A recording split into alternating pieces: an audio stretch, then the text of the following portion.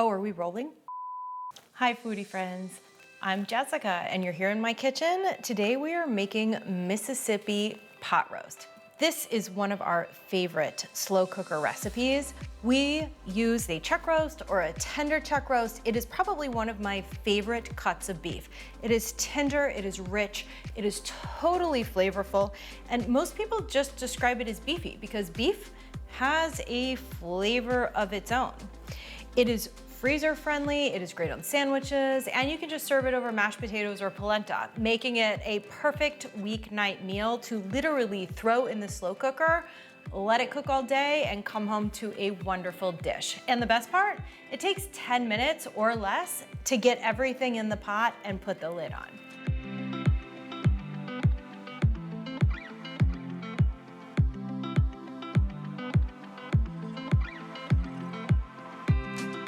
We're gonna start by lining our crock pot with aluminum foil. You can use a slow cooker liner if you want to. Really, this is just to keep all of those crispy bits from solidifying on the side, making cleanup a lot easier. The liquid will get out at the end when we make our gravy. Pour in 1 cup of water. Some of it might seep through the aluminum foil, and that is fine. 2 teaspoons of beef bouillon. We are going to use beef bouillon instead of beef broth because with just 2 teaspoons and 1 cup of water, it is super concentrated. And that's gonna help the broth have tons of flavor without being too watery. And to intensify that more, we are going to use one of the most mispronounced ingredients in all of the culinary world, Worcestershire sauce. Some people joke that you don't need to use a lot of this. I use a ton of this, but a little goes a long way. So about a teaspoon, a couple of shakes. That might have been more than a couple of shakes, but hey, I like a really, really rich sauce, so it's fine. We are using a tender chuck roast. It's a pot roast. It's labeled different things geographically, depending on where you are. It's kind of one of those funny things. It's a very thick cut of meat. It's probably one of my favorites. It's super versatile. Different cuts of meat require a different type of cooking method. Pot roast requires a wet, long cooking method. It helps the fibers break down. It makes them nice, tender, and velvety. This is the type of beef that you don't want rare. You actually want it cooked more of a well done, and that means that it is fork tender. When you go to take this out, you might not even be able to get it out in a whole piece. It might come out in different pieces on the tongs or the forks, and that's really what you're aiming for. Usually we'd brown this, and you guys know how I feel about browning. It adds flavor and it adds richness, but this is a crock pot recipe. So we're gonna throw it right in the sauce. The Worcestershire sauce makes up for that. We don't even need to worry about browning for this particular recipe. So throw the beef on in. This is about 3 to 5 pounds. It's a big one. Next, onion. You guys might not know this about me. Well, you probably don't know this about me because how would you? But as a child, I used to eat raw onion. It was one of my favorite things to do. I would eat scallions, I would eat white onions. My mother would send me to school with raw onion rings and I'd munch on them just like raw carrots. Most kids would be appalled by that. I loved it. Cut this into 8ths. Really easy chopping. Here we go. Ta-da. Sprinkle that over your meat. And next up is garlic. We all know I really like garlic. This recipe calls for 2 cloves of garlic. If you want to use more, by all means, double, triple, quadruple the garlic. It is all up to you. Cutting garlic, let's talk about that for a second. I cut off the tip. I'm gonna take the side of my knife, press it down with the palm of my hand. Hear the crunch, and then the entire peel comes off. Super easy. I am going to be pressing this garlic, which means I'm getting the maximum amount of garlic flavor out of it. If you mince garlic, you still get a lot of garlic flavor. You're chopping up a lot of those little cells, a lot of those little membranes. This one has a little brown piece on it that I'm gonna just cut off on the side there. But pressing your garlic, using a garlic press like this one, is going to give you the most amount of garlic flavor. Today I'm just using 2 pieces. because that's what the recipe actually calls for. But again, feel free to use more. This one over there. Cut it off. Next up, pepperoncini. This is a funny one. A lot of people get these with pizza and they call them pepperoncinis. It's actually pepperoncini. You'll find them in the salad aisle, like salad condiments, spreads, and sometimes in the international aisle by Italian food, and this is what the jar looks like. Sometimes it comes in a 16 ounce, sometimes it comes in a 14 ounce. Don't be too worried about the size. You can't add too many. They're actually a mild pepper. They're not super spicy. There's a myth that they are super spicy, and that's just not the case. If you want more of that pepper flavor, don't drain them. Add the juice that comes in the jar straight into the crock pot. I'm serving this for my kids who are 2 and 4. They love food, they love flavors, but they're not too into anything spicy, even if it's a mild spice. Their flavor palates just aren't developed for that yet. So I went ahead and drained these, and I'm gonna put these in whole. I like doing it whole because they are going to break down as they cook. And if I was gonna do them in the slices, which they also come in a jar, those slices are gonna break down and be almost non-existent. And if somebody doesn't like peppers at all, they're gonna have a hard time removing them from the roast afterwards.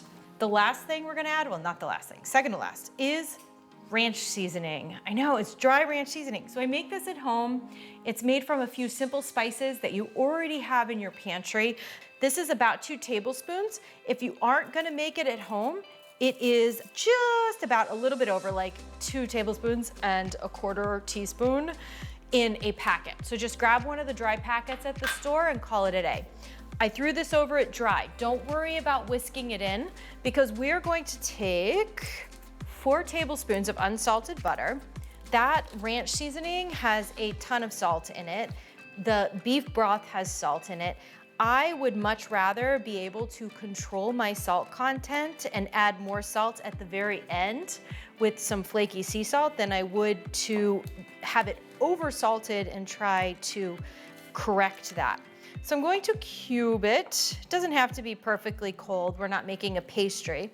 But what I want to be able to do is cube this butter and put it over the meat so that it evenly drips down and seasons it, makes that ranch dressing melt into every meat fiber in there. So just evenly as you can, try and put those butter cubes over the crock pot. I lost a butter cube down there. Okay, I have dirty hands. Let me grab a paper towel. Okay, all clean. We are going to cover that.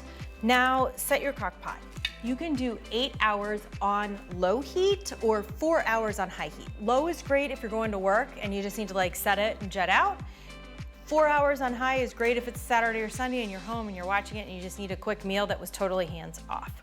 So go ahead and set that slow cooker and I'll see you in a few hours. Guys, this smells so good.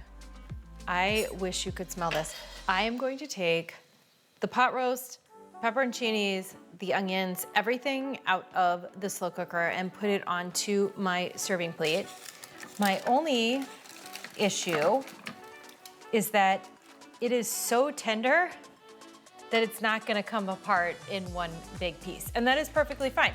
This is what we aimed for, is all of these little fork tender bits that don't need a knife. They're like butter. Get everything out of the crock pot. Those peppers and the pieces of onion will fall apart. This is so juicy. Do you see that? Do you see how that just comes apart? Oh, amazing. This is perfect.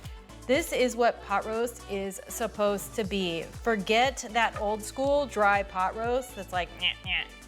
No go. This is amazing. The gravy that I made, or the juices that are going to be gravy, are falling in between the aluminum foil. It's okay if you go ahead and take the aluminum foil out now. It was really just to prevent those crispy crunchies from developing on the side so that you had easier cleanup. It might actually be easier to go ahead and make your gravy sauce without it. Just don't burn yourself. like I just did. Aluminum foil is great for cleanup. Okay, let me get rid of these. There we go. Still got some big pieces in there. I'm gonna use my ladle just to scoop them all out. I cannot wait. I hated pot roast as a kid. And I think I'm sorry, Mom. I think it's because my mom always made it was super dry. As you can see, this one is not dry at all. I can literally pull it apart with the tongs. So good. We're gonna make the gravy in the crock pot because the name of this game is easy and we don't wanna make any extra dishes. 2 tablespoons of cornstarch. You can also use arrowroot if you're not into cornstarch.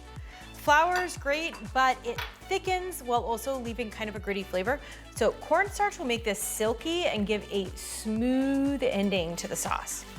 Whisk it in. Get out all of those lumps. Ladle this beautiful silky gravy right over the top. And you are ready to serve. There you go. You can use this over mashed potatoes, polenta, rice, egg noodles. You could serve it on hoagie sandwiches or just eat it like it is because it's that good. We are serving this with my famous ranch mashed potatoes. Head to the description for a link to get that as well. It pairs perfectly because they both use all of those ranch flavors. I'm gonna use just pepperoncinis for mine. Hubby really likes his a little bit spicier. He likes to sweat a lot, so he will probably put some hot sauce and some crushed red pepper on top, but I'm good with just onions and a couple of peppers. I'm all set, I'm ready to go. It's really a one dish meal. Now is my favorite time to eat. Wait, where's my wine? Now we're ready.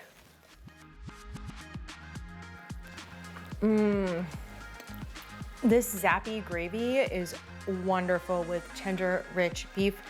The pepperoncini provides a mild, peppery flavor without being too overwhelming. It's just a great, solid comfort food. Perfect for any night of the week and really any season. I hope you guys make this soon. Let me know how it goes. From my kitchen to yours, have a great day.